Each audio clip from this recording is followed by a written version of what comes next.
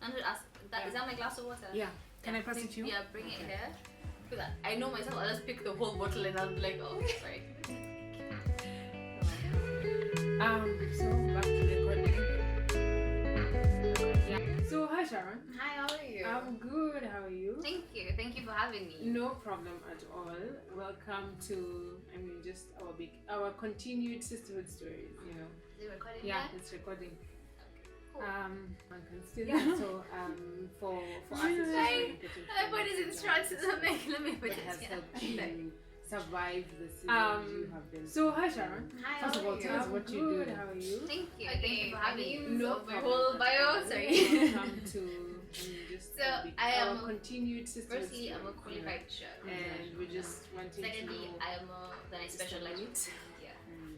So food styling, kitchen creative setups, to product placement, branding, all of that. Because in a way, it's literally putting food in its best light out there in the media, from print to publishing to billboards to social to online.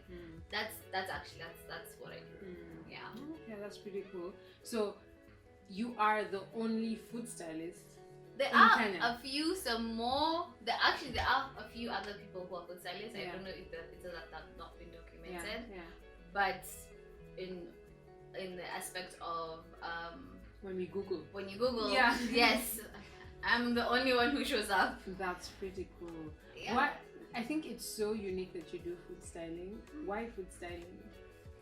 I think for me it's more because I love food. I love eating it. Okay, I love eating it. I love cooking it. Yeah. I love growing it. I love working from the process and picking literally like the whole process of food for me is I love it. Yeah, yeah. And I always had this. I always had a creative side, but it was not the drawing aspect or the painting. I paint for therapy, but not for Mona Lisa type of situation. Yeah.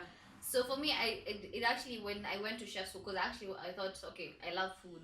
The most I can do is just become a chef and now feed people. And I was like, I'm good at that. I feed people. I like that aspect. Then when we finally got to do after you do your course, they get to show you some of the courses you can do after that can add on to your food skills. So you're not stuck behind the kitchen just cooking. Yeah. And I was like, then I saw where actually they brought presentations to all of these people and they did this presentation, and I remember, like from memory, it was literally an old rustic bowl which I had bought, similar to what I had bought when I was like a teenager. And I saw it in a placement where food was put in it, and it was put in a different light and different background and how it was shot. I was like, oh my god, like this is actually someone's job. And I was like, yes. And I was like, it is actually, for me it was mind-blowing because I was like coming from Kenya and they're like the normal thing here. I'm like, food is just put on a white luminous plate, yes, or plate, and it's just, that's it. It's all meant to look good. The most you can do is maybe coriander on top or a tomato cut into a flour. But I was like, oh, it's a different way of showcasing food, and I love that aspect because then you can play around with it. Because with that, it taught me you can have one thing but you can show it in so many different lights. I was like, okay, this is amazing. So did you know that when you were in high school, for example, did you know that this is what you wanted to do? I knew I wanted to do food for one job because for me that was my safe place. That was the only class I would go to and not need to study. Because I've been told I need to study. I'll just study for the sake of I need to learn more about this. Like it's chicken. I'm like, oh, okay, so the skin it has more fat. I'm like, I didn't know that. It was just, for me, it just came as, it was more interesting for me. And I liked being in the class and I liked experimenting. So I have another question. Like, you know how when you finish school there's a list of things, like now it's food. So there are only 3 options. 3 or even 1. Be a chef. Actually, that's the only. It's like just be a chef. Be a chef, and then or a farmer. Or a farmer, and you break it down to different types of chefs. But what did you receive any backlash or any negativity with you choosing food styling? Well, yes, because first of all, choosing food in general. Because I told my mom when I was in high school I wanted to do food, and to her it was more of, as women, we have come so far to leave the kitchen and to get into the corporate industry because she is in the corporate. She's in corporate Kenya, and she's like, we wake up, we go, we can wear suits, we can run meetings, and you want to bring us back into the kitchen. And I told her it's not an element of that, it's more element of that this is my passion. Yeah. I love doing this. Wow. For me, it comes when I'm angry, when I'm sad, when I'm stressed. Yeah. It comes naturally to me. Yeah. And I was like, why don't I take this advantage? And I remember it's something she told me, because you remember when you're like in class, I think 1, 2, and they tell you write about your parents. Oh, my dad is at this, my mom is at this. Yes. Then they ask. Then I remember our school always ask our parents what they do, and is this what they wanted to do when they were younger? And that's what exactly I did my homework. I went home, asked my mom, because I come from a single parent household. Asked my mom, is this what you wanted to do? She told me no. I was very interested with this new thing called computers. But because then, coming from the village aspect, it's either you're a doctor, a teacher, and you need to get a job to be able to sustain yourself and to sustain your future. Right. And that was it. Right. So for me to come out and tell her, and that's something I was like, oh, I always saw her over the years, and I'm like, okay, it's not something she wants to do. She always wanted to do IT. Yeah. And she never got that opportunity. And she normally tells us, I don't want you to be a laptop place. I want you to be able to do what you want to do. Yeah. So I was like, okay. I'm like, so if I can tell her what I want to do, and then she's like, sorry, you want to do what? But she was always supportive. She like should help. We would buy ingredients, and then she would help me. She would taste my food or test things on the family. So she told me, if you want to be serious in food, then I think you need to be able to make a business of it and make money out of it. Then I'll be able to be like, it's fine, you'll be able to survive. So I remember we had a trip in our school. We had a school trip for Scouts. Yeah. And she's like, oh, okay. So that was around the same time I told her. She's like, awesome. So if you can pay for your flights from your craft that you love so much, that you say so, then I think that I'll take you seriously. What? And I was like, cool. So by that time, fine, of course, I was experimenting. I was watching Jamie Oliver, running home after the bus to make sure I catch him just before 3 o'clock news and test it out. And then my neighbor used to show me this. My neighbor then had DSTV, so she'd like sneak me into a house and like watch. And I was like, then I started watching the Food Network show, and I was like, oh my god, there's like a whole station. It's not that news, that whole station for food. So then the only skills I had then was now cake making, and I was like, cool. Okay, so I made the first cake. I first said the family liked it. Okay, cool. So I now selling to my neighbors. Yeah. And it's like going to my neighbor, hi, and I was like 12, 13 then. Wow. And I'm like knocking. I'm like, hi, my name is Sharon. I live at this house. If you guys want a cake, tell me. I'm selling them. Yeah. And cookies. Yeah. And that's how it started. Like, I literally did that because it was a year before our trip. So my mom was like, you have enough time. By halfway then, if you're not able to, then you won't be able to. So that was it. I started with my neighbors because I was living in apartments then. Then I started with her colleagues in our office. I would like say I'll come to our office. In school, the teachers, my friends. Like, that's how it is. And by the end of it, I actually ended up paying for my tickets plus more. And then my mom now matched that. Wow. So then with that, she's like, you see, now I've seen you're serious about this. And if it's something that you're able to sell at this age, then it's something that you actually have passion for. So the best thing she told me is that just hone your skill. Wow.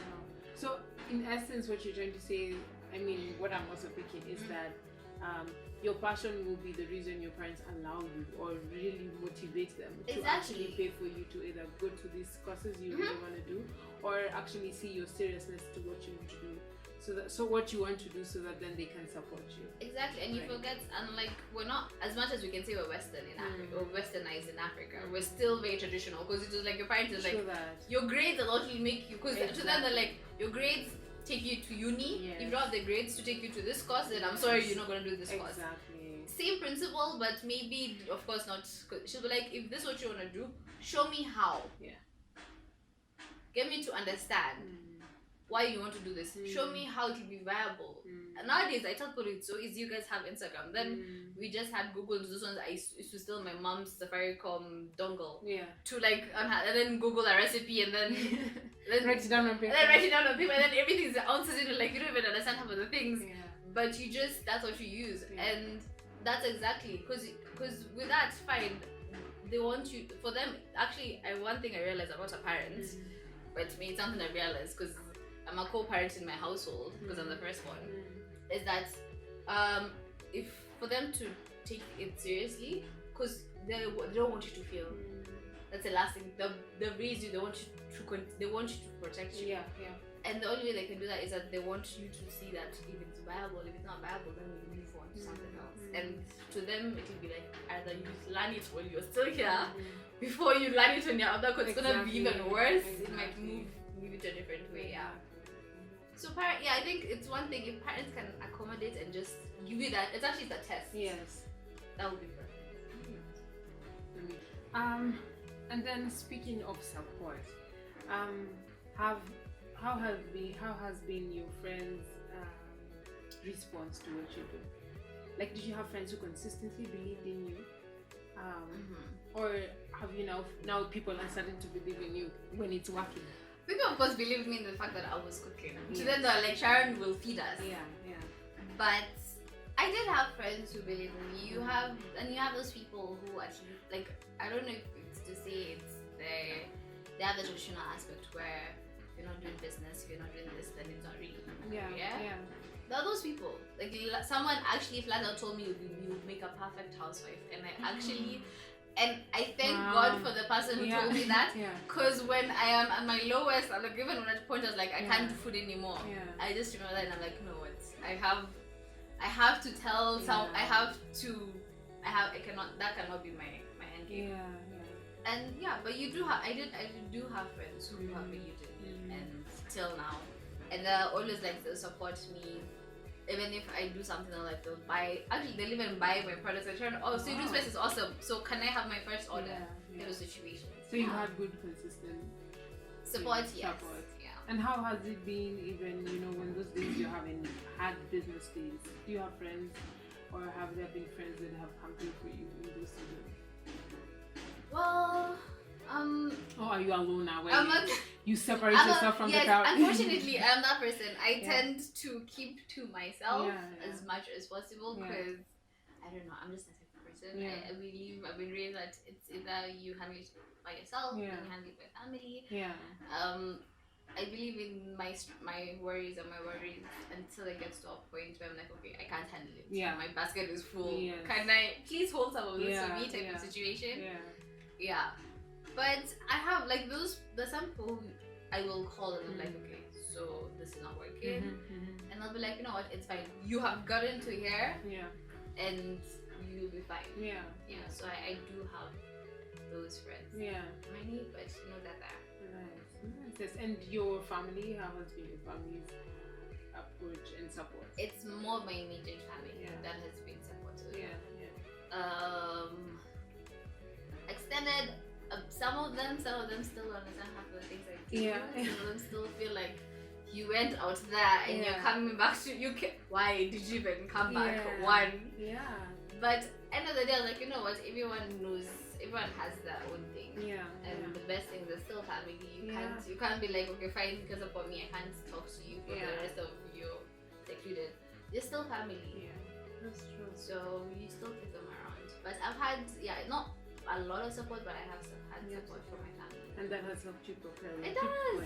Because you'll have someone who they'll call them like, oh, so I need this and this and this, and I want you to make it. Like, there's actually a cousin of mine who, God bless her soul, she'll know when business is not perfect, and she's like, okay, fine, Sharon, I need this, and you're gonna make it for me, and I don't care what you say, I want you to do this. And it's that, it's that one who's like, okay, at least someone, as much as I know that you need out of family, we are related, but it's something that you need that gets you moving and keeps you going. And they're willing to support you. Excellent.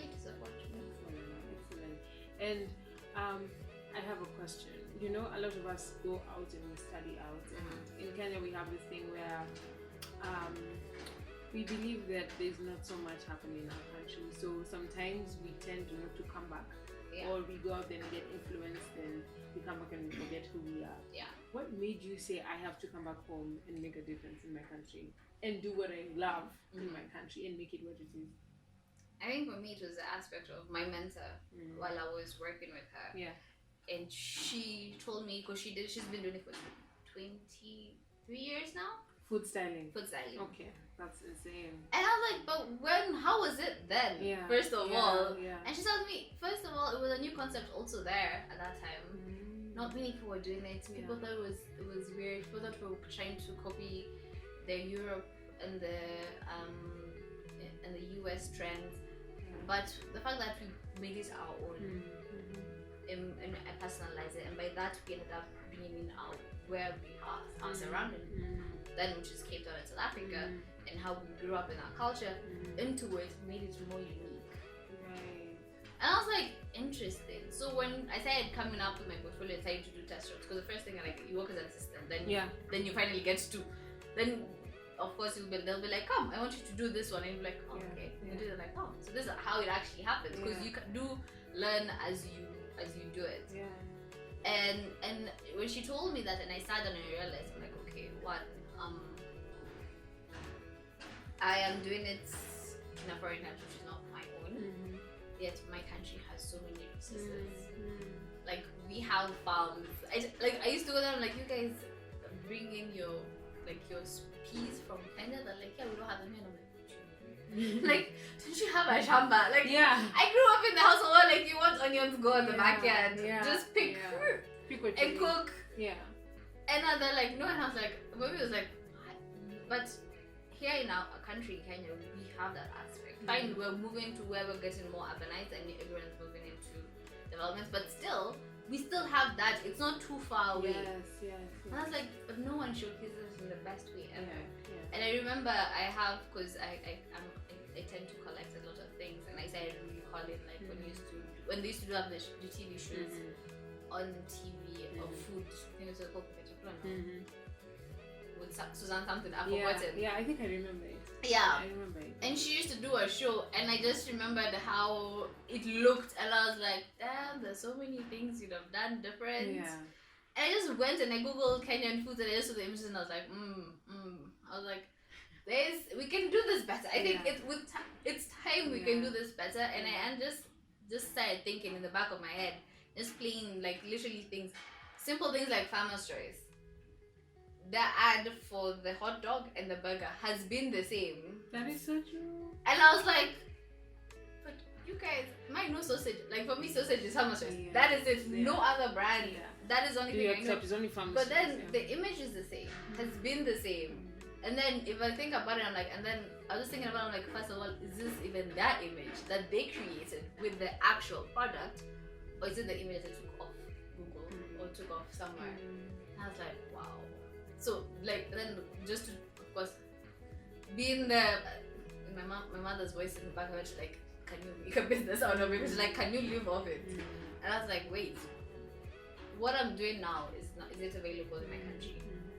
I went online, I saw people are doing these photographers. There's some, but then most of it people would fly in to come to the country and do the work. And I was like, okay, this is sad that no one is doing it here. Yeah. There's a big brand that came, one of our lovely household names. Rego came into the country. We did that shoot for East Africa, in South Africa, and I was like, wow. Okay, I understand maybe it's the equipment. Yeah. I would understand that, the creative direction. But it's that we don't have half of these things, and we go to a point where they're like, awesome, it's actually good. We actually have someone who comes from the country that we're gonna do the ad for, and she will be head point on this. And they're like, oh, so we want that, but we want. I remember she told who's there at that time when we had kale, the curly kale. Yeah. Which is like skooma, but it's curlier. And then that's the only thing we could access there. And they're like, okay, we wanted to look more like what they have in Kenya. And I was like, but we don't have it here. They're like, cool, so we'll just have to bring it in. And I was like, hold up, what? I'm like, yeah, it's okay. Skooma, and get a flight for the skooma. And and I was like, and this is what's happening. I'm like, but why can't we do this in our own country? And yet we have the resources. Maybe I know politically might be issues, but we can do this here. And I was like, okay, well, I'm tired. I've grown up with Kenyan food. I can't cook it in my life, but I love my country. I love our food. There is a better way to showcase our food in the modern aspect. So what do you think what is your vision for the future for food styling in our country? What's one of your main objectives? We need to show more of what we have and grow locally. Right. Because we have a lot. Yeah. And it's going to the point of ask a child what an orange is, and they'll show you the orange that we bring from abroad and we sell here. But yet, an orange that most of us grew up in is the green and yellow one. Exactly. And sometimes it's bitter, and then so when it's orange season, you get the smaller ones which are really sweet inside and they're really orange inside, but they're not perfectly orange on the outside. And that's, well, it's because of climate and issues like that, but then still, that's what grows here. It may not be because those are the seeds that have been here, but also maybe through grafting we've gotten to that point. But still, this is what I grew up growing in my backyard. Not that I have to bring from abroad. So you find something like orange, and yes, we want accessibility to these things all year round, but we have these things when it's in season.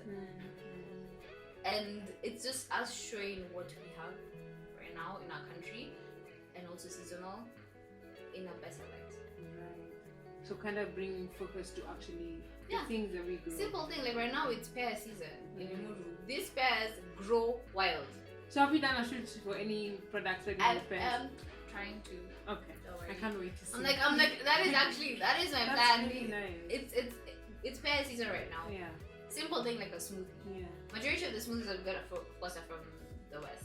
Yeah. So it'll have an apple. Yes. We don't grow apples in Kenya. No. If we do, there's a type. It's like a really small one. But we don't grow apples in Kenya. Why don't we switch it up for a pear which grows wild?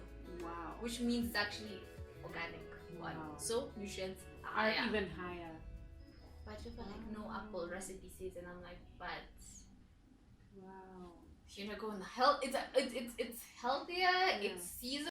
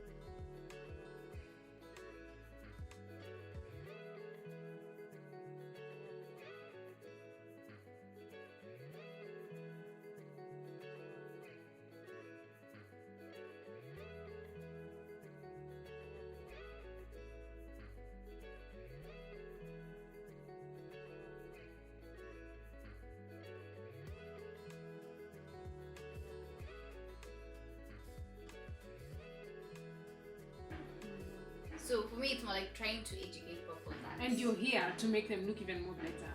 Hello. Actually, it's interesting. I did a shoot. We actually just bought pears, and then my friend was a photographer, and we just shot the pears.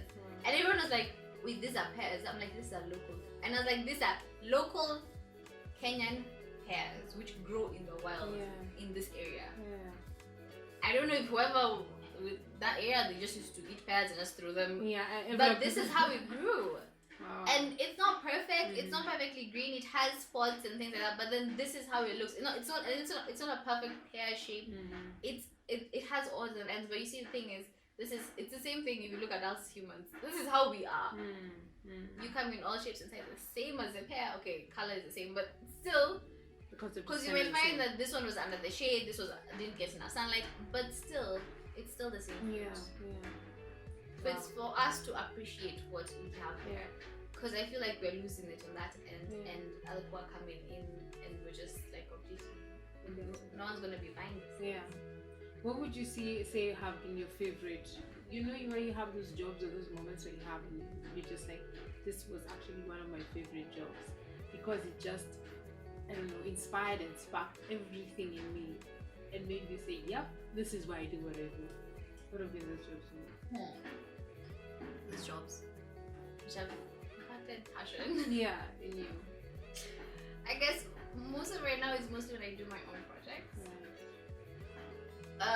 Because with that element of showcasing what grows locally, that for me is a passion project. Yeah, I love because I get to do it from the research to getting someone who can work with, to getting a supplier, to getting the ingredients, to now showcasing the ingredients in a different light. Yeah, that aspect is what I really love.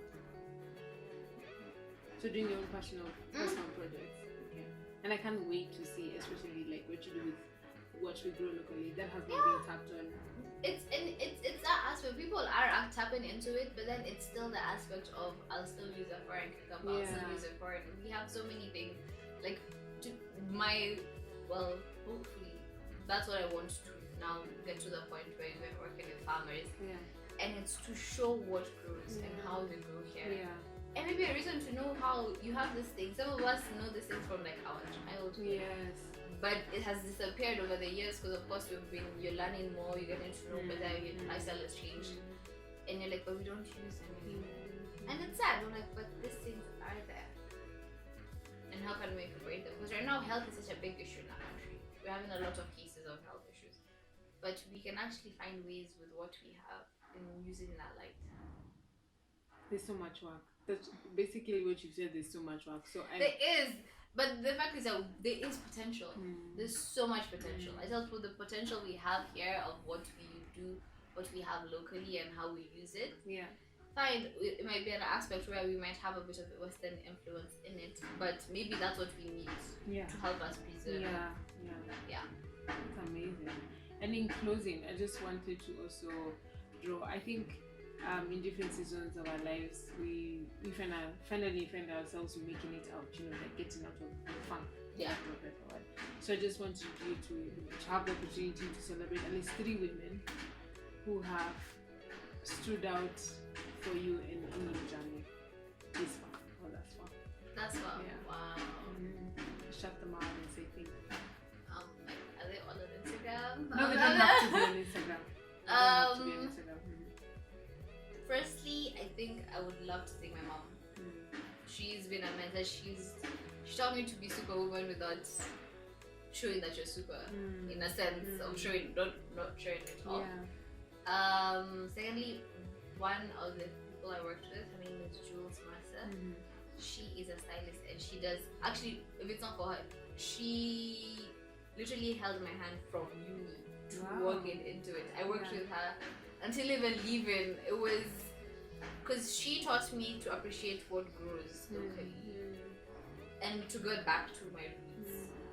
And with that, I was like, you know what, this makes it tapped onto my passion for me to fall in love with my country again in the food aspect. Nice. So your mom and Jules Massa, and then thirdly is a lovely lady called Sharon. She is an entrepreneur in our lovely country. She's the one who used to sneak me in so I can watch Food Network. I don't think, if it's not for her, I don't think I would actually have gotten into food. Because she always told me, look at the creative side of it, because she's a creative. She has a bunch of, like, literally her creativity is just, sometimes like you'll see what she's doing and I'm like, okay, now I just need to go back into my shell and like, what am I doing to myself again? But she pushes so hard, she goes the extra mile, and she is someone who I admire very much. Oh, that's amazing. How about one guy in your life? Oh, in my life? Yes. Wow. One guy in my life. I'm not hating with the guys out there. No. Just saying, one guy in my life that has just pushed me to the I know that's the most random one. I know it's like the most, and I'm like, never thought of it that way. Yeah. Wow. If there's none, there's Like no directly question. in my life? Yeah, or even, you know what? Let's even put it up there. Social media. Let's put it up there. Not social media. I'm not like, I'm old school. And Okay. I saw on the Books. TV. Yeah, the TV. Like, and a magazine. Yeah. Is Jamie Oliver. Nice. For me, it's for two fronts. His passion proof. Mm. I think I watched him since I was a kid. Like in my head, I'm like, we've been through the journey, we are going through the journey together. Yeah. Okay, but he's more on the cooking show with the face, but I'm still behind scenes. Yeah. But because for him, he makes it look so natural. And yet, with that, it's just because of the information he has. And like, I learned that information is power. Secondly, it's because he's dyslexic. What? I didn't even know that. Yeah, and I'm dyslexic. So for me, that was the most comfort that I was given, that gave me, is the fact that as much as yes, I'm dyslexic, it is not a disease. Yeah. It is just that it's like it's a condition. It's a learning condition. But still, that pushes me for creativity. Because I'm like, if he can do it, he and Richard Branson, like, they're entrepreneurs in their own world. But Jamie, because he is still in my food world, but he's making it big, and I'm like, then I think I'm like, then I don't like, as long as I love what I do and I do research, I'm good. Nice. Well, I think I just want to say, I truly enjoyed our conversation. And I'm inspired by what you do. It's always very interesting talking to people who are doing things that people never thought exist, or things that you're like, you make money out of that, really. And in closing, I just wanted you to maybe give some encouragement to anyone pursuing something that is not mainstream. Well, encouragement. I think the most I can say is hone your craft, one, and with time, like, you just do what you love, passionately. Okay. Which is hone your craft. If you have a passion for something, like, there's some days you should literally be in the blankets for a whole week, but just wake up and I say, like, okay, what brought me to love this? And then just do it. Like, sometimes I'll be like, okay, I've not been shooting lately a lot, and I'm like, you know, those ones even ask yourself, like, but why haven't you? Like, wake up, smell the coffee, get up, and what do you need to do next? Okay, fine, do the research. Find a way where you can get to do this way. Then work on a plan on how you're gonna action it, and then just do it. Sometimes it can be an issue of maybe you don't have finances. Just save up, get the cash, get it done, and you'll be like, okay, I've done it that way. My work will show for my skills. That's the one thing I always tell people, and it's something that I learned personally, and I want to stick to, is let my work speak for myself, not my name, not where I come from. It is my work. And something which I have found difficult in a lovely country, because I'll be like, so your name? You come from? I'm like, I don't even know. My name is my name, but this is my work. I want you to hire me because of my work. I don't want you to hire me because of my name or who I know or who has sent me there. And that's how it should always be. I feel like that is one thing which our youth need to learn, is that let your work speak for yourself, and be the one to open for you doors, not the other way around, or your connections or nothing like that. It's your work. That's amazing. Thank you so much for spending time with us. Welcome. Thank you for having me. Anytime. It's encouraging. Yes. And me personally will definitely keep up with what you're doing, and obviously also point people to what you're doing. And I'm sure there'll be many farmers who will probably want to collaborate with you. That is something I'm looking for. If you grow, like, I want to show the beauty in what you have, and I tell people it's as simple as even having a windowsill of herbs. You start somewhere. That's a green thumb, and it's in our nature to be growers. In nature. So thank you so much. No, thank you for having me.